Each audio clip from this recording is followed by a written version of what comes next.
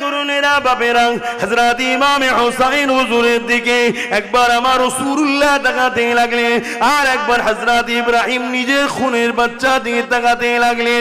আল্লাহ নবীর নূরে চোখ দিয়ে পানি ঝরতে লেগেছে, দাড়ি মোবারক দিয়ে বুকটা ভেজে যাচ্ছে। আহারে কাকে দি কাকে ছাড়ি, দুটোই তো আমার কাছে প্রিয়। একটা আমার খুনের বাচ্চা, আর একটা হলো আমার অন্তরের ভালোবাসার বাচ্চা, আমার কলিজার টুকরি ফাতেমা সন্তান মাওলা আলীর খুন রয়েছে। কিন্তু আমি রাসূলুল্লাহ, আমার কাছে দুটোই তো বড় প্রিয়। এই সময় আল্লাহ নবী ফায়সালা টেনে দিলেন, ও হযরত জিবরাইল যান, আল্লাহ পাককে যে জানিয়ে দেন আমি আমার ইব্রাহিমকে আমার হুসাইনের উপরে কুরবান করে দিলাম। এই যুবকেরা, তাই আল্লাহ নবী বারবার হুসাইন হুজুরকে আদর করতেন আর বলতেন, এ হুসাইন রে, তোর উপরে আমার বাচ্চা ইব্রাহিমকে আমি মুহাম্মদ কুরবানি করেছি।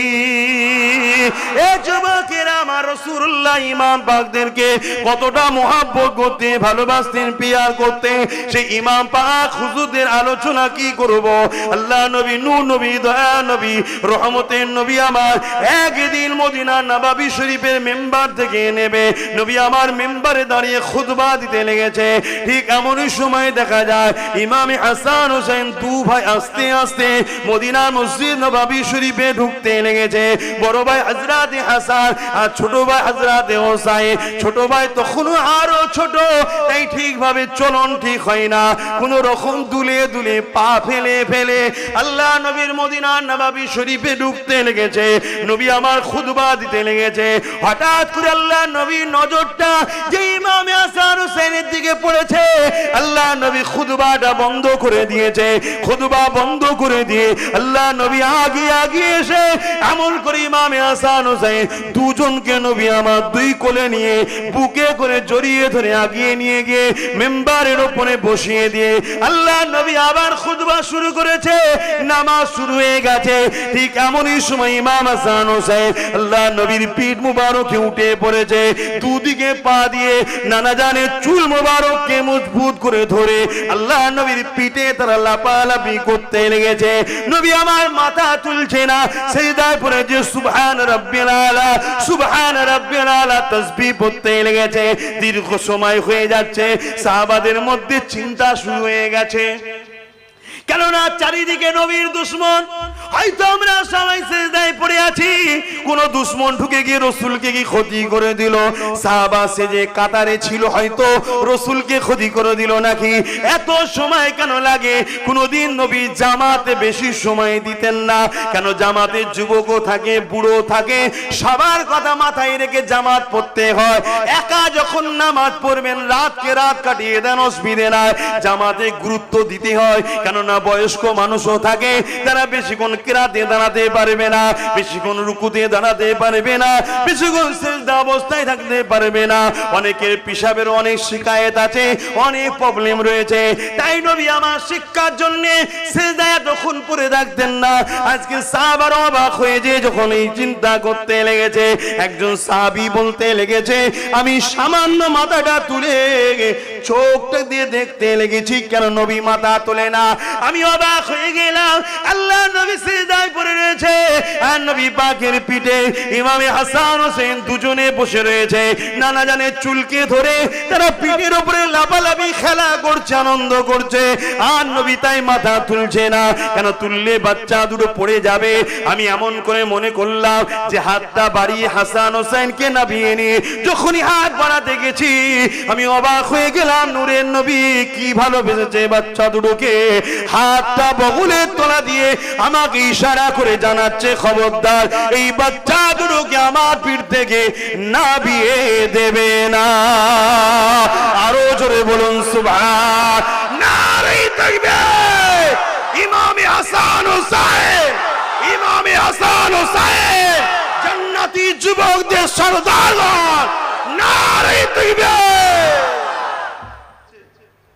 আল্লাহ নবী একদিন দোয়া করতে লাগলেন, ও রব্বি আল্লাহ পাক, আমি হাসান হোসেনকে ভালোবাসি, আপনি এদেরকে ভালোবাসেন। শুধু এটা বলে ক্ষান্ত হন না, আল্লাহ পাক যারা হাসান হোসেনকে ভালোবাসবে আপনি তাদেরকেও ভালোবাসবেন।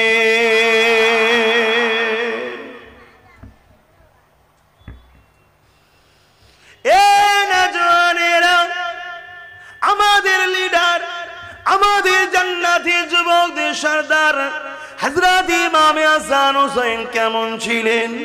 আল্লাহ পাক তিনাদের ঘরে কতটা সম্মান মর্যাদা দিয়েছেন।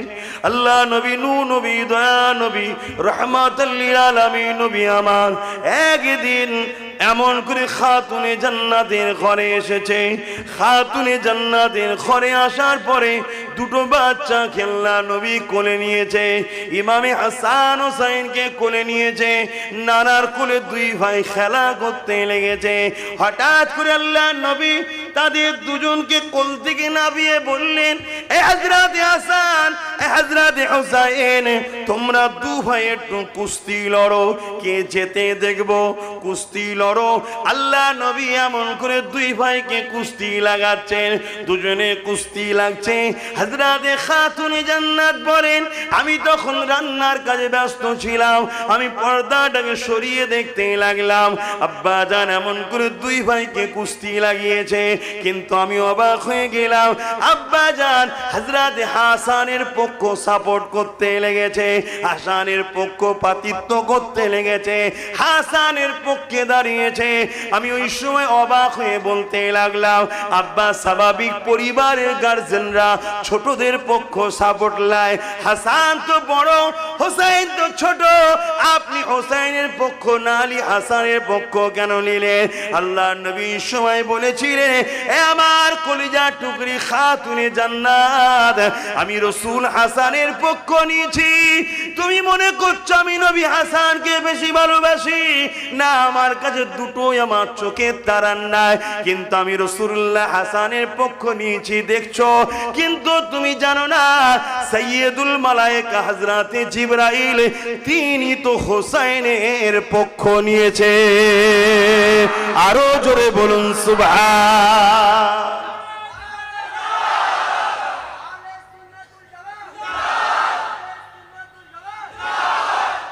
এই যে হুজুরের কথা শুনলেন, ইমাম হাসান পাক, হোসাইন পাক হুজুরের কথা শুনলেন, শুনে কি বুঝলেন? যে রাসূলুল্লাহ হযরতে হাসান হুজুরের পক্ষে, হযরতে জিবরাইল আলাইহিস সালাম হোসাইন হুজুরের পক্ষে।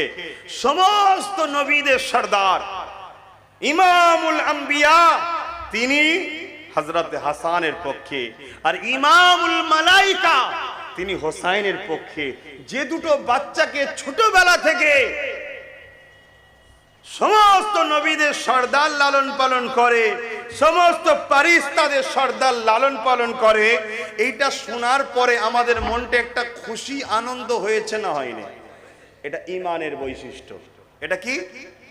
তার মানে এতটুকু শিওর হয়ে থাকেন আপনাদের ঈমান, বলুন ঈমান আলহামদুলিল্লাহ আছে, বলুন সুবহানাল্লাহ। আর এটা শোনার পরে কারো দিলে যদি মনে হয় আরে এ থেকে দিন কি বুঝবো, তোমার দাড়িটা আছে, ওই দাড়ি হলো শিখ পাঞ্জাবিদের সমতুল্য হয়ে যাচ্ছে। তোমার টুপিটা আছে, ওই টুপি রাইসুল মুনাফিক আব্দুল্লাহ ইবনে উবাই বা আজকালকার আমাদেরকে ধোঁকা দিবার জন্য একদল নেতারা টুপি পরে, ওদের মতো টুপি আছে। কথা বুঝছেন না, বোঝেন না? তোমার নামাজ আছে, ওই নামাজ 7 কোটি বছর ইবলিস পড়েছিল, ইবলিস মার্কা নামাজ আছে, তোমার ঈমান নাই। আমার কথা বুঝছেন না, বোঝেন না?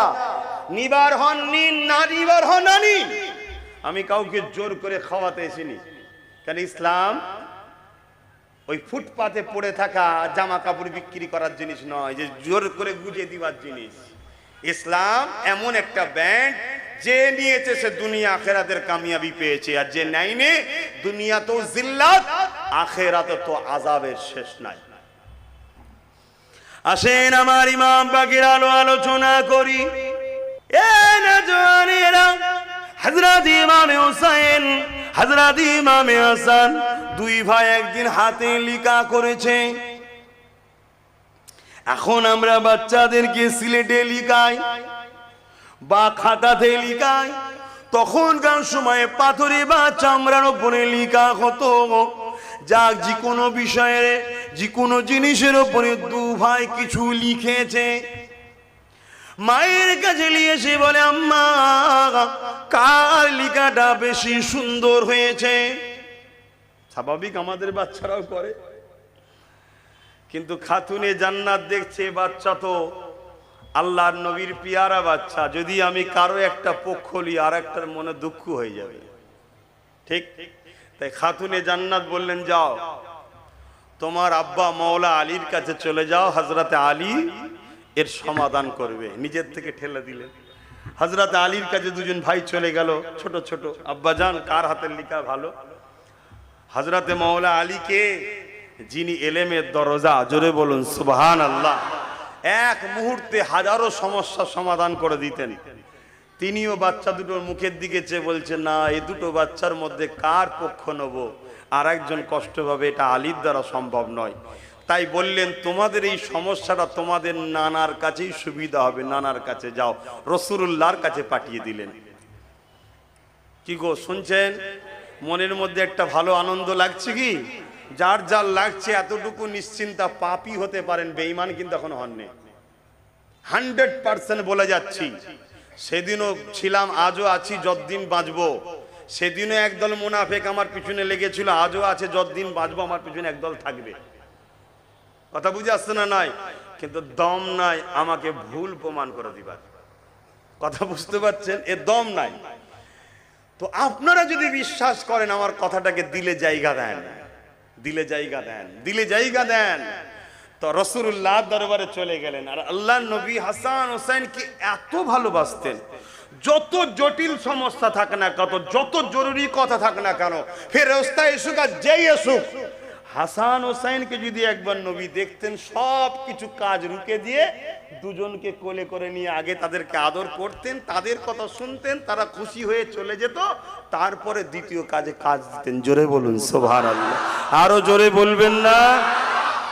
ভেবে দেখুন, নবীর পিয়ারা, নবীর ভালোবাসা, কতটা ভালোবাসা। আল্লাহ নবী একদিন বসে আছেন, আল্লাহ নবীর এক কোলেতে হযরতে মুহাম্মদ জাদ ইব্রাহিম বসে আছে।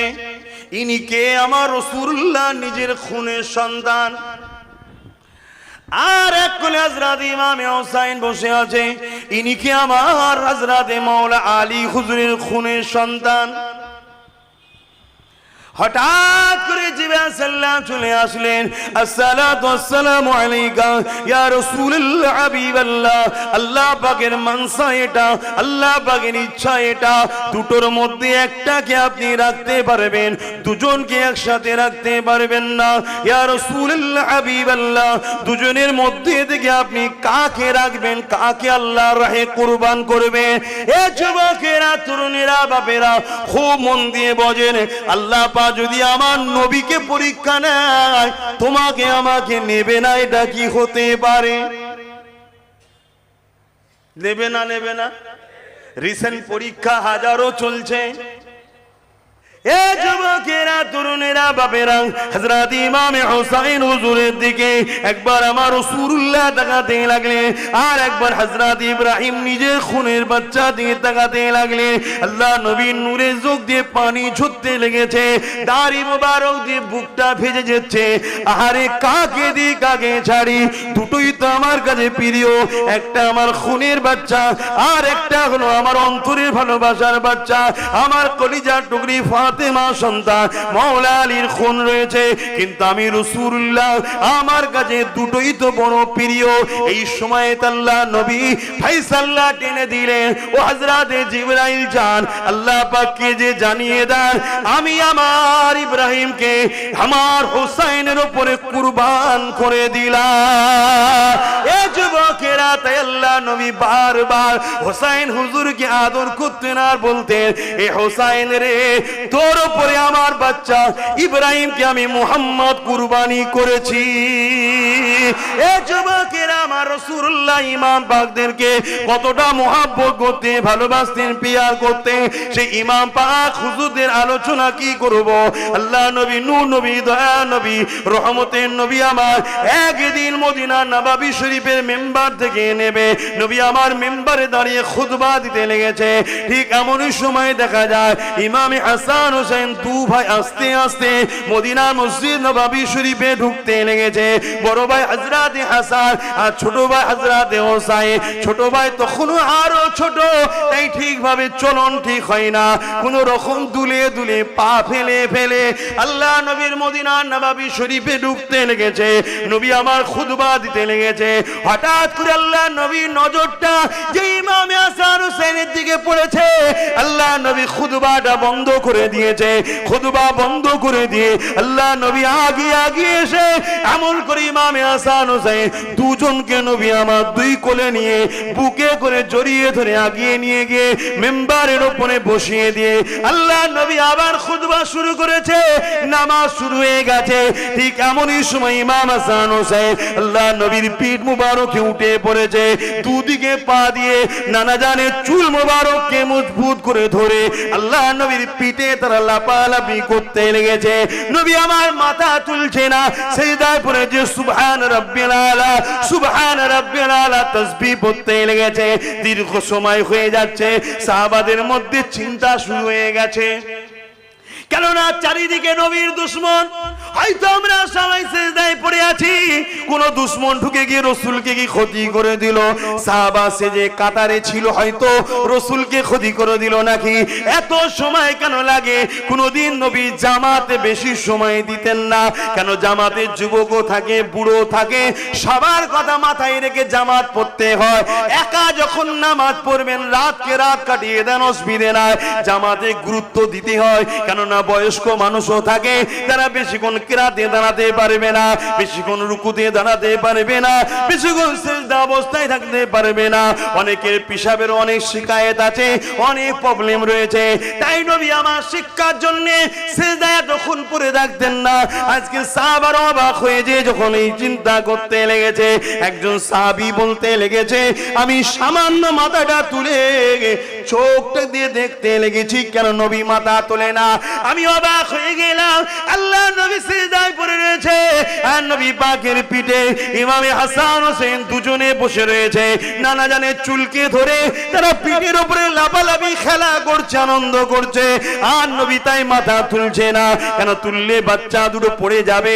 আমি এমন করে মনে করলাম যে হাতটা বাড়িয়ে হাসান হোসেনকে নামিয়ে নিয়ে যখনই হাত বাড়াতে গেছি, আমি অবাক হয়ে গেলাম। নূরের নবী কি ভালোবেসেছে বাচ্চা দুটোকে। হাতটা বগলের তলা দিয়ে আমাকে ইশারা করে জানাচ্ছে, খবরদার এই বাচ্চা দুটোকে আমার পিঠ থেকে নামিয়ে দেবে না। আরো জোরে বলুন সুবহান। নারে তাকবীর।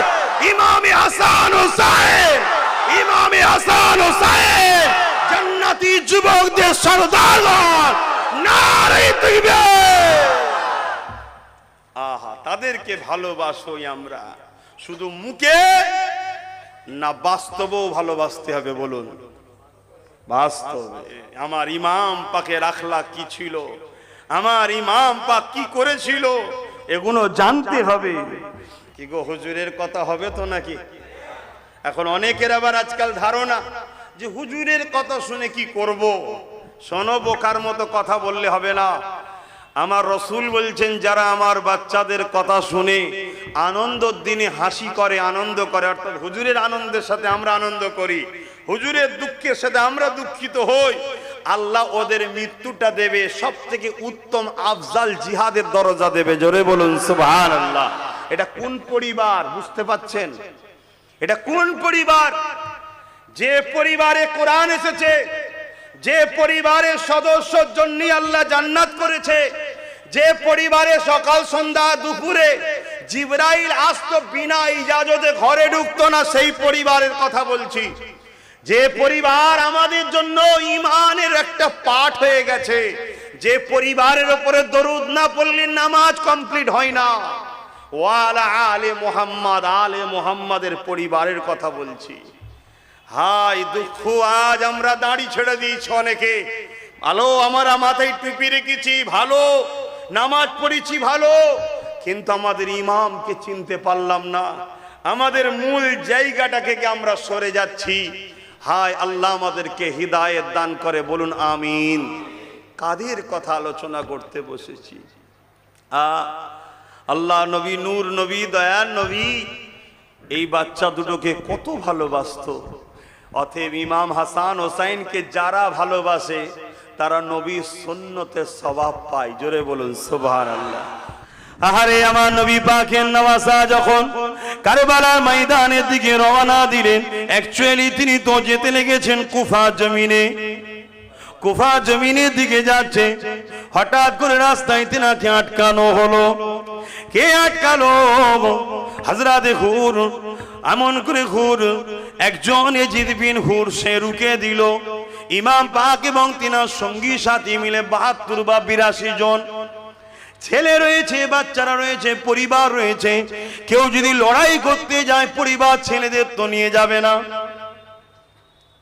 তেনাদের কাছে তো লড়াই করার জন্য যুদ্ধের সামান থাকবে তাও কিছু নাই, কেননা দাওয়াত দিয়েছিল। কে দাওয়াত দিয়েছিল? কুফার মানুষরা দাওয়াত দিয়েছিল।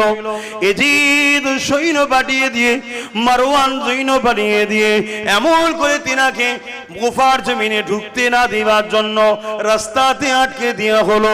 আমার ইমাম পাককে দাঁড় করিয়ে দেওয়া হলো। কে দাঁড় করালো? ১০০০ সৈন্য নিয়ে এমন করে ইয়াজিদ বিন হুর বিন ইয়াজিদ বাড়িয়ে দাঁড় করিয়ে দিল।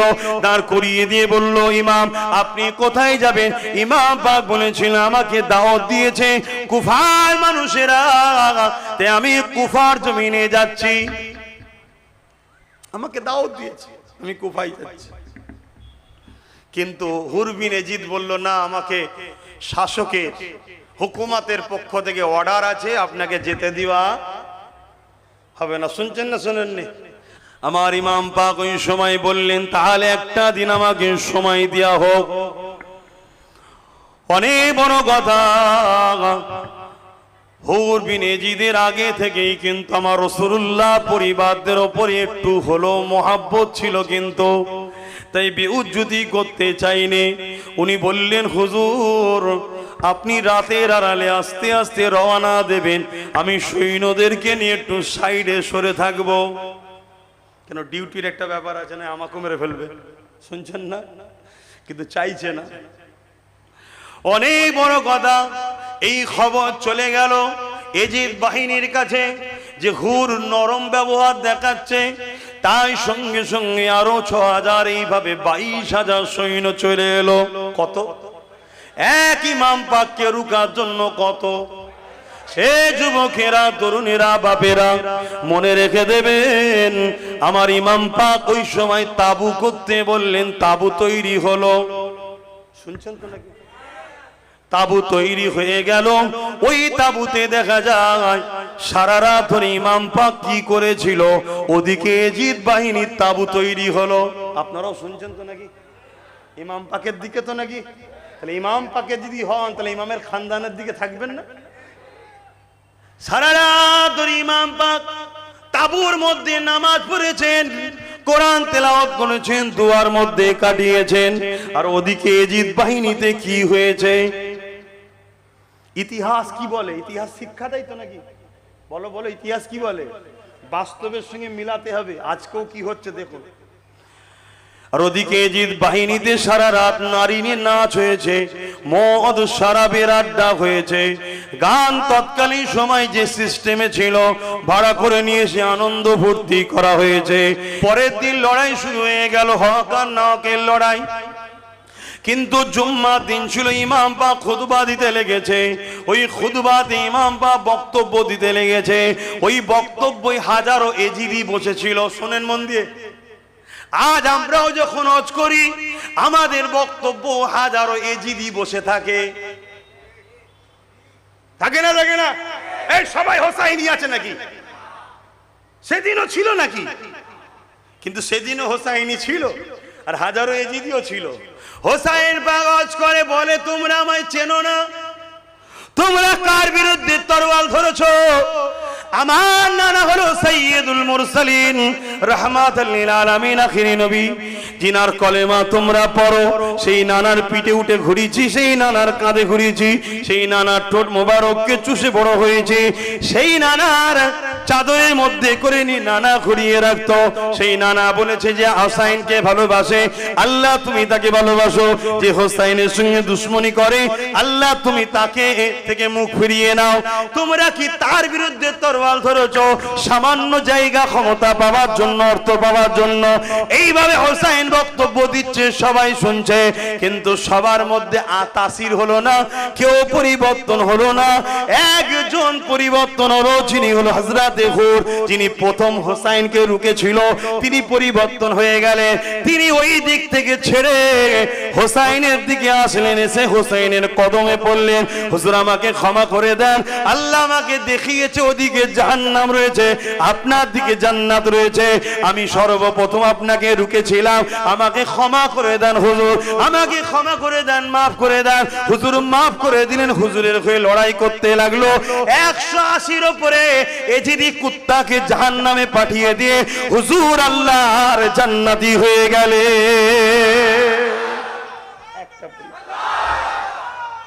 আল্লাহু আকবার। তাহলে হক কথা বললে পরিবর্তন হয় না, হয় না? একটা তো হয়েছে, এটা দায়িত্ব বলতে হয়। হুজুরও দায়িত্ব নিয়ে বলছে, না হয় কিয়ামত দিন বলবে যে আমরা ঘুমিয়ে গেছিলাম, কই হোসাইন তো আমাদেরকে জাগালো না, আমরা নাই নেশায় পড়ে গেছিলাম, লোভে পড়ে গেছিলাম, হোসাইন তো জাগালো না। মৃত্যু তো এজিদেরও হয়েছে, আর ইন্তেকাল তো হোসাইনও হয়েছে। এজিদ ইমাম পাককে শহীদ করার পর 3 বছর 4 বছর খুব বেশি ক্ষমতায় টিকে ছিল। এই 4 বছর ওর কি অবস্থা হয়েছিল সেই ইতিহাস আপনারা জানেন কি জানি না। খোদা এমন বিমার দিয়েছিল যে বিমারে সর্বসময় ছটফট করেছে, যা কিছু খায় ভেতরে শুধু জ্বলন হয়, জ্বলন জ্বলন, ওই জ্বলনে ছটফট করতে লেগেছে। তার প্রজারা তাকে, তার মন্ত্রীরা, তার যারা আমলা ছিল, এজিদ যাতে এই কষ্ট থেকে একটু ভুলে থাকতে পারে, তাই এজিদকে বিভিন্ন জায়গায় ভ্রমণে নিয়ে যাওয়া হতো, সুন্দরী সুন্দরী প্রতিদিন নতুন নতুন নারী দেওয়া হতো। তথাপি এজিদের জ্বালা যন্ত্রণা এজিদ সহ্য করতে পারত না। এত জুলুম অত্যাচারের শাস্তি তো দুনিয়ায় হলো। আজকে সেই এজিদকে আল্লাহ জাহান্নামের কুকুর বানিয়ে জাহান্নামে রেখেছে। কারো সন্দেহ আছে? কারো সন্দেহ আছে? নতুন করে একদল নামাজি, দাড়িওয়ালা, টুপিওয়ালা, পাগড়িওয়ালা এজিদকে বাঁচাবার চেষ্টা করছে। জানবেন ওরাও জাহান্নামের কুত্তা ছাড়া আর কিচ্ছু হবে না। এই কুত্তা ভাষাটা কি খারাপ লাগছে নাকি? এর চেয়ে ভালো কি শব্দ আছে ভাই আমার কাছে জানা নেই। এটাই আমার কাছে সব থেকে উত্তম শব্দ ওদের জন্য। তাই আমি বলছি, কথা বুঝে আসছে? মনে রাখবেন, আজকেও কিছু মানুষ চক্রান্ত করছে, এজিদকে বাঁচাবার চেষ্টা করছে। তাই আজও বলে যায়, সেদিনও আহলে রসুলদের উপরে জুলুম হয়েছে, আজও আহলে রসুলদের উপরে জুলুম হবে, এটা স্বাভাবিক। তবে মনে রাখবেন, আহলে রসুলদের কাজ দ্বীন ইসলামকে জিন্দা রাখা। তাই যুগে যুগে ইমাম পাকের বংশধরেরা, যুগে যুগে সাহাবা হুজুরদের খানদানেরা আজ ইসলামের ঝান্ডাকে জিন্দা রেখেছে। এই যুবকেরা, যুগে যুগে জিদিরা আমার রাসূলুল্লাহ দ্বীনকে মিটাবার চেষ্টা করেছে। যুগে যুগে তাদের সাথ একদল মুনাফিক উলামারা দিয়েছে। এই ভারতের জমিনের একটা ইতিহাস বলে যায়, এই ভারতে একজন মুনাফিক ছিল, যার নাম হলো হতভাগা আকবর। সে কিনা আমার নবীর দ্বীনকে মিটাবার জন্য দ্বীনে ইলাহি বলে একটা নতুন ধর্ম চালু করতে চেয়েছিল। ওই আকবর কিন্তু একা ছিল না, তার পাশে হাজার হাজার মুফতি ছিল, হাজার হাজার আলেম ছিল, হাজার হাজার হাফেজ ছিল। আকবরের শাসন ক্ষমতার কাছে তারা মাথা নত করে দিয়েছিল, আকবরের অর্থ লোভের কাছে তারা মাথা নত করে দিয়েছিল, আকবরের খুশামদি করতে লেগেছিল, আকবরকে নানান দিক দিয়ে নতুন নতুন কৌশল অবলম্বন করেছিল। কিন্তু সেই সময়ে দেখা যাবে ওই আকবরের বিরুদ্ধে যিনি লড়েছিল উনিও খানদানের রাসূল, অন্য কেউ নয়, আমার মুজাদ্দিদুজ্জামানের দাদর পীর হযরতে মুজাদ্দিদ আল-ফিসানি রাহমাতুল্লাহ আলাইহি, তিনি লড়াই করেছিলেন। সেই লড়াইতে দেখা যায় মুজাদ্দিদ আল-ফিসানির দিকে গুটি কত মানুষ ছিল। আর হতভাগা আকবরের কাছে শাসন ক্ষমতা ছিল, তাই তার ডকে হাজারো মুফতি গেছে, তার দিকে হাজারো আলিম গেছে, তার দিকে হাজারো হাফেজ গেছে, তার দিকে হাজারো ইমাম গেছে, কিন্তু মুজাদ্দিদ আল পেশানির দিকে গুটি কত ইমানদার রয়েছে। কিন্তু আমার আল্লাহ কোন দিকে, এটাই হলো জানার বিষয়। যদি আল্লাহ পাক দ্বীনে মুহাম্মাদি ছেড়ে দিয়ে দ্বীনে ইলাহিকে সাপোর্ট করে, তাহলে আপনি বলতে পারেন হতভাগা আকবরের দিকে আল্লাহ ছিল।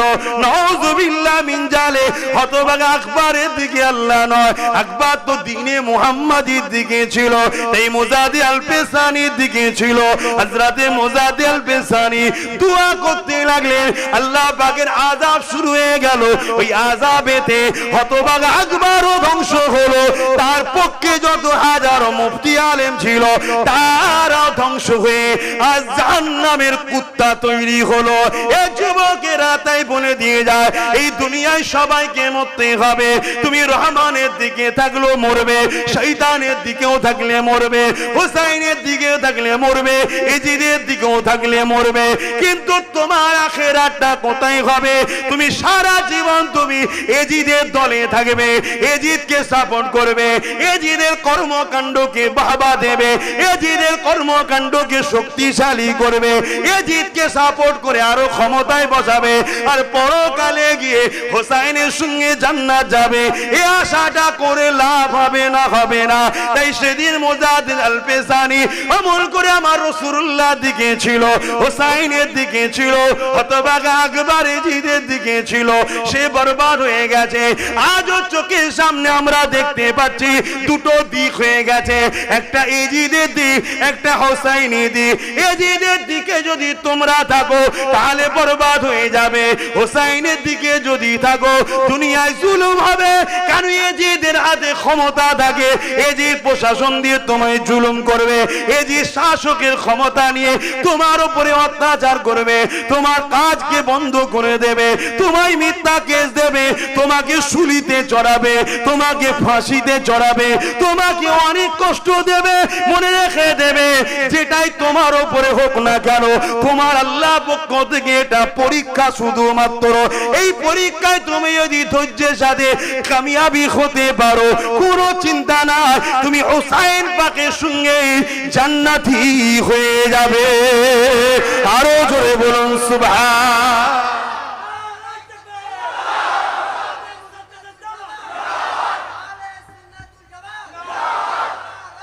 আল্লাহু আকবার। কি গো বাপ, ইমাম পাকের কথা বলা যাবে তো নাকি?